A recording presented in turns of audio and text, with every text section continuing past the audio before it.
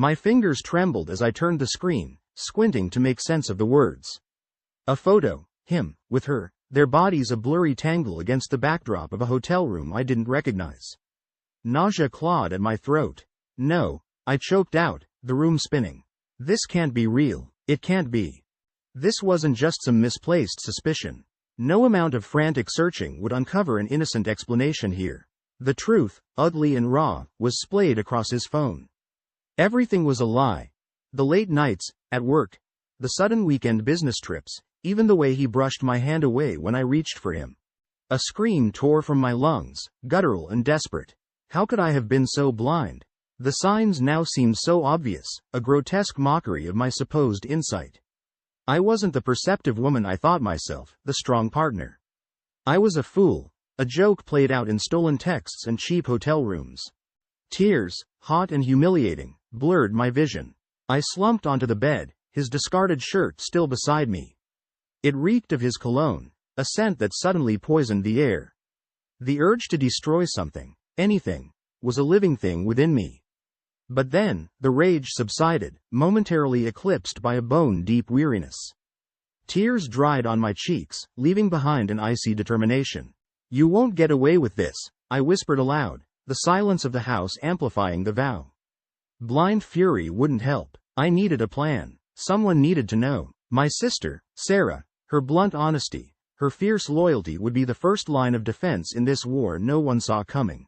Each shaky step towards my phone felt like defiance. Sarah's voice, panicked at the edge of my broken explanation, was the anchor that stopped me from floating away completely. I was still unraveling, each word she uttered another stitch in the tattered fabric of my reality. The bathroom was cold, the mirror showing a stranger, eyes wild and haunted. That woman had trusted wholeheartedly, had built a life around a foundation of sand. I needed to change, to rebuild, to become something I didn't even recognize yet. As I saw him, briefcase in hand, pecking out a distracted, "Good morning," I knew a performance was in order. One last act before the curtain fell. His smile was the same. Mine wasn't. If he noticed the slight shift in my eyes, that tiny crack in the facade, he didn't show it. Let him be blind a little longer. The sweet taste of revenge bloomed on my tongue. My turn was coming. Every ring of his phone was a whip crack against my raw nerves. He'd been extra cautious since the discovery, but slip-ups were inevitable. That careless second, the forgotten lock screen, those were my weapons now. Each swipe through his messages, every call log entry meticulously noted, was a piece of the arsenal I was building. Social media became an obsession. Her face, bright, artificially perfect smiles against exotic backdrops, mocked me. It seemed impossible that this vibrant, travel blogger was destroying my life. I cycled between rage and a bitter curiosity, scrolling through photos and posts, searching for clues about their affair. It turned into a macabre fascination, her life becoming more vivid to me than my own. The changes in him were subtle. A new cologne, an interest in running, something he'd always scoffed at. Every flicker of departure from his normal patterns felt like a siren call, a neon sign pointing towards his guilt. Sometimes, I thought I imagined the shift, his eyes briefly focusing on nothing, a conversation abruptly cut off. Was I reading too much into it? Had suspicion warped my every perception? Sarah worried I was losing it. You'll drive yourself crazy, poring over his every move, she warned as we huddled at my kitchen table. But it was her presence that kept me somewhat sane. The need to present a semblance of normalcy made me get dressed, eat something, and walk the dog. The weight of knowing started to spread outwards. Casual get-togethers with old friends now buzzed with an undercurrent of suspicion. Did they know? Was their sympathy genuine, or thinly veiled pity? Each exchanged glance between them felt heavy with silent judgment. I wanted to scream. The silence was eating me alive. Should I hire a private investigator? The online ads felt sleazy, but a professional might find what I couldn't. Then there was the lawyer. A cold, pragmatic part of me craved the safety of knowing my options. But taking concrete steps made this nightmare impossible to deny. Was I ready to dismantle my life for the sake of revenge? The question lingered like an echo I couldn't escape. Late one night, brushing my teeth, I caught his gaze in the mirror. There was a question in his eyes, almost wary. Had he noticed my absences while he slept, those quiet moments hunched over his phone?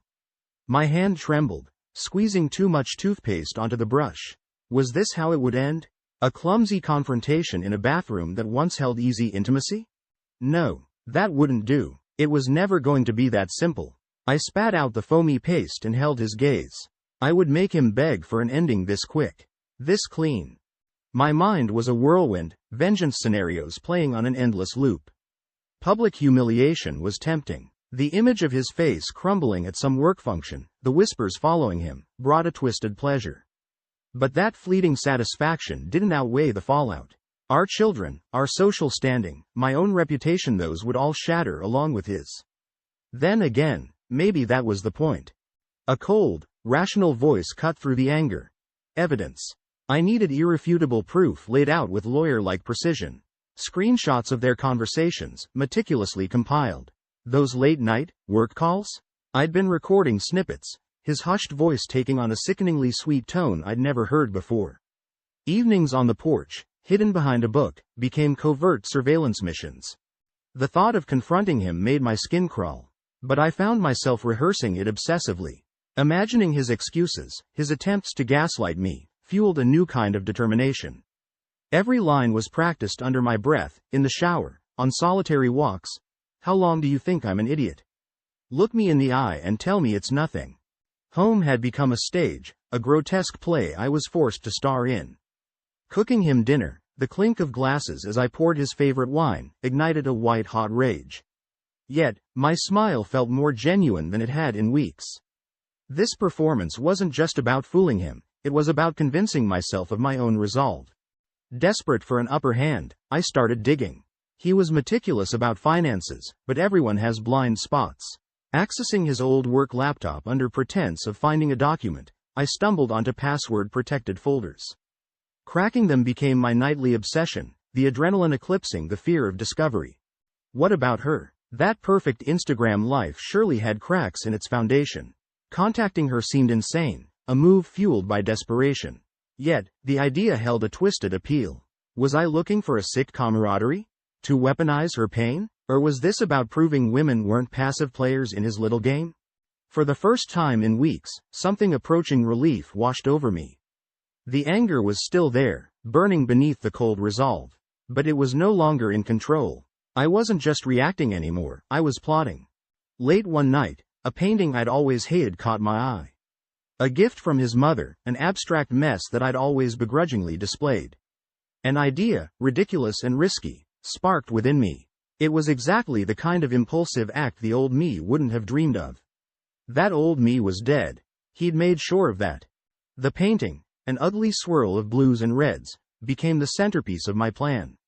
One well-timed accident. A splatter of coffee conveniently obscuring the part one despised most, and it would need to be replaced. Except, that wouldn't be the same painting coming back. My art student cousin and a few carefully applied brushstrokes would transform it into something wholly different, my secret weapon hidden in plain sight. Change became my mantra, tiny shifts at first, barely noticeable to anyone but me. His favorite breakfast mug demoted to the back of the cupboard. His meticulously organized sock drawer rearranged. Even the radio station I always switched off as he pulled into the driveway was left blaring as I walked away. His initial bemusement was almost amusing. Did we get a poltergeist? He joked one morning, unable to find his running shoes. I played innocent, a touch too wide-eyed. Maybe you just misplaced them? I haven't touched your stuff. The seeds of doubt were planted. Had he become forgetful, or was his mind simply elsewhere? With each passing day, I ramped up the disruptions, a silent campaign designed to shatter his sense of normalcy. My allies were scrutinized. Sarah was my rock, but others, who might crack under pressure. A vague mention of stress during a lunch date, a carefully worded comment about men changing at work. I watched their reactions like a hawk, gauging who caught the underlying meaning and who remained blissfully unaware. My world had shrunk, everyone now a potential pawn in this twisted game. He'd always preyed on my insecurities. Now it was my turn. A casually dropped mention of a new gym routine, an offhand remark to Sarah about a haircut within his earshot, suddenly made him hyper-aware of my body, of changes he'd never noticed before. I'd never felt more powerful or more disgusted with myself. One evening, meticulously applying mascara, I debated taking it further. Feigned tears, a staged discovery, it wouldn't be hard to make him think I'd found more evidence. Watching him squirm would be intoxicating.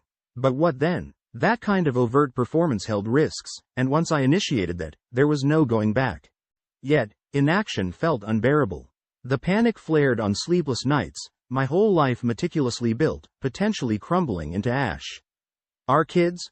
Would they turn on me, see me as the architect of their broken home? Could I rebuild financially? The questions swirled, a chorus of doubt in the quiet moments. But then, I'd look in the mirror and see a stranger staring back.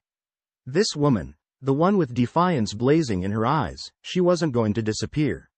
Not without a fight. A subtle shift in the air was impossible to ignore. His usual easygoing warmth had been replaced by something calculated, forced cheerfulness, lingering touches that set my teeth on edge. At first, I dismissed it as paranoia. Then, a sickening realization dawned. What if he suspected? The thought chilled me. Was this an elaborate act, designed to lull me into a false sense of security? My analytical mind raced. Had I gotten sloppy? Deleted search histories were recoverable. Hastily shut tabs could be retraced. Every digital footprint held the potential to betray me. The hunter had become the hunted. My surveillance increased, now laced with a desperate need to cover my tracks. Browser histories were meticulously scrubbed, apps disguised, the paranoia gnawing at my own sense of reality. Even the innocent act of charging my phone near his side of the bed sent a jolt of terror through me. The performance intensified. I showered him with a suffocating faux affection, replaying the role of the happy wife to the point of nausea. Each forced laugh, every casual touch, chipped away at my soul. Yet, he seemed to lap it up, his concern mirroring my own performance. The mind games had begun, a grotesque dance, neither of us willing to make the first true misstep. Every interaction was loaded with hidden meaning. I overanalyzed his casual comments, searching for coded accusations.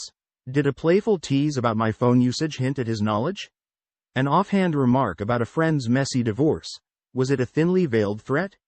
The line between real and imagined blurred with each passing day. The need to test him gnawed at me. Leaving a folder marked, important documents, open on a shared computer seemed pathetically transparent, but I was desperate for a read on his suspicions. Did his eyes linger too long on the title?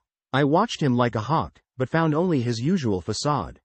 Another, far more dangerous, plan simmered in the dark recesses of my mind. Decoys were carefully planted. An earring hidden in his car, lipstick on a collar that wasn't mine. Would he discover them, confront me? Or would his silence reveal that he'd already found far more damning evidence than I could plant? The psychological toll was immense. I'd fantasize about walking away, leaving a carefully crafted note filled with cold truths. But a stubbornness clawed at me. He wouldn't get away with turning our life into a plaything.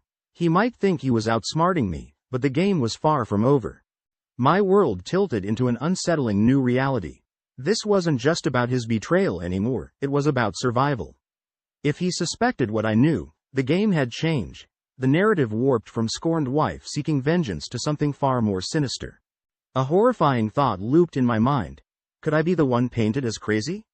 Him, the concerned husband dealing with an unhinged, delusional spouse? It was his word against mine, and the insidious way he'd undermined my confidence for years. Fear, a thick and cloying thing, settled in my chest.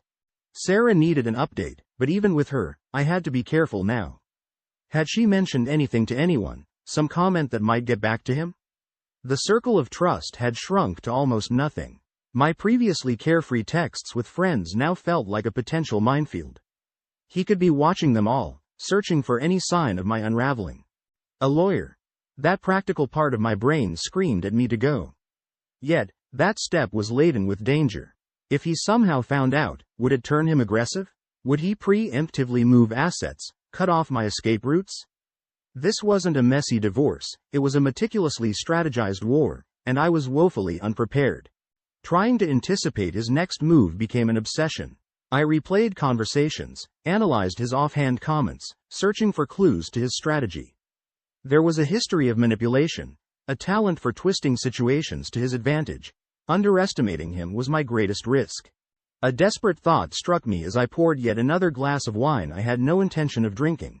What if I was playing his game exactly as intended? Every overreaction, each sleepless night spent plotting, it all fed into the narrative he could potentially build. I needed to change course drastically. Feigned normalcy felt impossible, but what if I pushed it further, became a caricature of the oblivious wife? Baking his favorite cookies with a syrupy smile, asking innocuous questions about his day, it might just be crazy enough to work. The element of surprise was my only real advantage now. The house echoed with unsaid accusations. Breakfasts were tense, the clink of cutlery a discordant soundtrack to the silent war being waged.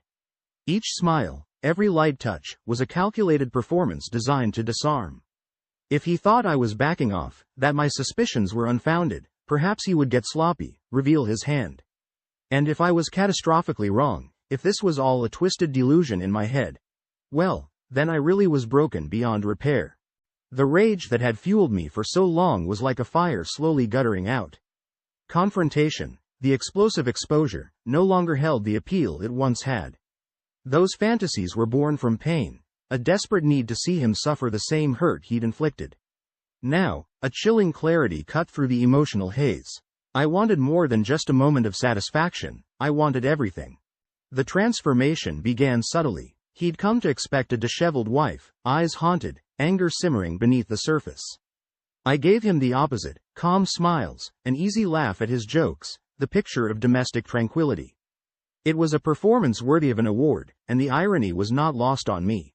This wasn't about escape. I wasn't going to disappear into the night, some vengeful ghost. No, this was about conquest. Every inch of this house, our social circle, the life we'd built, that was my battleground. And if he wanted to play games, I'd show him what a true player looked like. My keen eye for detail, previously focused on unraveling his lies, now turned into a weapon. Every vulnerability, every carefully concealed imperfection, became ammunition. His reliance on routine, that slight defensiveness when discussing his finances, even his thinly veiled vanity, all of it carefully catalogued to be exploited later. Shared acquaintances who'd witnessed the unraveling of normal were now treated to the spectacle of perfect. Yet, subtle dissonances were woven into the performance. Casual mentions of his long work hours, a raised eyebrow when another late-night drink was poured, skillfully planted seeds of doubt without a single explicit accusation. The cracks in his facade ran deep, a lingering sense of inadequacy that no amount of success could erase. Perhaps there was something to be exploited there? A harmless, online poker game suggested at the poker night with his buddies, an expensive, limited edition watch casually mentioned. Temptations dangled, his path towards self-destruction paved with my carefully chosen suggestions. Each mistake in his professional life was its own sweet symphony. Misplaced paperwork I'd helpfully tucked away, accidentally, deleted emails, a whispered word to his assistant about his worsening forgetfulness. The decline was slow, insidious, and near impossible to trace back to me. He'd find his grip on things loosening, his once impeccable reputation ever so slightly tarnished. The deliciousness of it all was an intoxicating poison. I'd become someone I barely recognized, yet, there was a perverse satisfaction in it, in this strength forged from the ashes of my old self. He'd underestimated me, mistook devastation for defeat. Now, the tables had ruthlessly turned. The game was afoot, and I would not just survive it, I would reign victorious. With each passing day, it became easier to keep up the charade. In fact, it was no longer a charade, it was my new reality. The chasm between his version of me and the woman I had become was almost comical. A perverse part of me reveled in his desperate attempts at connection. The thoughtful gifts left on the pillow, the attempts at playful banter that fell flat. The boundaries of the psychological battleground extended into the very home we shared. His favorite armchair was subtly moved, angled away from his usual TV-watching position. The familiar scent of a candle he loved, replaced with a fragrance he found headache-inducing. Even the artwork we'd carefully selected together was discreetly rearranged, subtle, easily dismissed as unimportant, yet, a constant reminder that I was in control. The ghost of her became an unseen participant in our interactions. A casual mention of a trending news article about social media influencers, a compliment about a stranger's outfit similar to something I'd seen her wear, tiny verbal jabs, designed to reinsert her existence, and my knowledge of it, back into his carefully constructed world. Gaslighting him held a dark satisfaction. Distorting tiny details of conversations he clearly recalled, questioning appointments marked on his own calendar. It was a dangerous game, and one I was proving dangerously good at. Each flicker of confusion, each time he stumbled to backtrack, was a small but glorious victory. The financials became my obsession. Passwords were cracked with surprising ease. His tendency towards patterns made him predictable. Accounts he believed secret were siphoned, small amounts at first, enough to be dismissed as errors, not malice. My shopping sprees carried a new thrill. He paid for my revenge, unknowingly fueling his own demise. The changes in him were undeniable. Publicly, the mask still held firm, but hairline cracks were visible to my eyes. The confident stride was replaced by a slight hesitation, his easy laugh now tinged with a nervous edge. Rumors swirled, fueled by my strategically placed concerns about his distraction, his overwork. The whispers were a delightful chorus to my ears. He was unraveling, and I had the best seat in the house to watch the spectacle. People commented on my newfound glow, mistaking the ruthless determination in my eyes for a return to happiness. That misconception was fine by me. After all, in this twisted war one was waging, perception was my greatest weapon. Let them assume I was healing. The truth was far more chilling. I was transforming into something monstrously beautiful, born from the ashes of his betrayal. The question of when to finish him off lingered in my mind like a stubborn mosquito. Confrontation, with its explosive promise of immediate satisfaction, seemed crude now. There'd be no payoff in his desperate pleas, his attempts to blame me for his fall from grace. I wanted more than his misery, I wanted his oblivion. The idea was born on an ordinary weekday morning. Sipping tea in the sunroom, I watched him meticulously straighten his tie in the hallway mirror. A flash of clarity so simple, yet undeniably perfect. An elaborate frame-up was unnecessary. The tools for his destruction were nestled within his own carefully constructed world. His company was built on his reputation, a complex web of investors and partnerships. A whiff of financial impropriety, cleverly orchestrated rumors seeded online, an anonymous tip-off to the board regarding a mishandled deal. The dominoes set carefully in place. It wouldn't take much to send it all tumbling down. Yet, even that seemed too kind. A quick downfall? A scandal whispered about in boardrooms and on the golf course? No, I wanted him drowning slowly, savoring every gasping breath. He'd taken my world apart piece by piece. I'd mirror his destruction. The option that made my blood sing with a terrible anticipation was unthinkable. Staying. Not as his wife, something monstrous had replaced that naive woman, but as a constant reminder of his failure. He wanted ownership of his life? Fine. I would become the unsellable property haunting his perfectly manicured existence. The first blow wouldn't come from me. His company's internal audit, one I'd subtly pushed for months ago by playing on his paranoia, would reveal the initial cracks, discrepancies I'd painstakingly created. His frantic attempts to mend the damage would be met with yet more obstacles, unforeseen delays, like a series of perfectly timed, unfortunate accidents. Pen_spark. Each defeat would chip away at the image he desperately clung to. I'd be there, witness to his unraveling, the concerned, yet secretly gleeful, bystander offering now ineffectual support. The people he spent years impressing would witness his decline, my presence at his side a constant question mark. This wouldn't end in an explosion, but a whimper. A penniless, broken man, with me, the ghost of the life he destroyed, ever present. And when the time was right, perhaps years in the future, then I would finally walk away.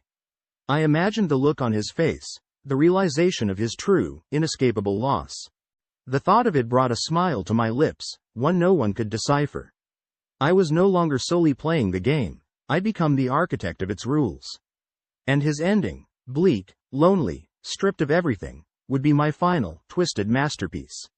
Let's see him try to recover.